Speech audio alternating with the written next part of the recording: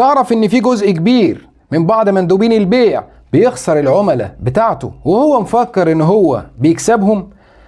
تعال اصدمك واقول لك ان الموضوع مش مرتبط بمنتج بسعر رخيص او بعض الخصومات، لا، الموضوع في حاجة تانية خالص. في الاول يا صديقي لازم نكون متفقين على قاعدة مهمة جدا في البيع، ان العميل بتاعك عمره ما هيمشي وراك لمجرد انك بتديله منتج بسعر رخيص او بتديله بعض الخصومات.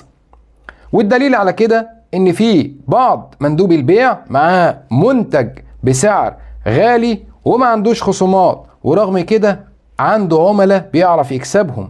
والعكس تماما، في بعض مندوبين البيع معاه منتج بسعر رخيص وعنده خصومات كويسة وللأسف بيخسر العملاء بتاعته. انت هتخسر العميل بتاعك لو حس ان انت مش شايفه، لو حس ان انت مش مقدره، لو حس ان انت مش بتتابع معاه، او حس انك انت بتستخدمه لمجرد ان هو أداة او وسيلة علشان خاطر تحقق التارجت بتاعك.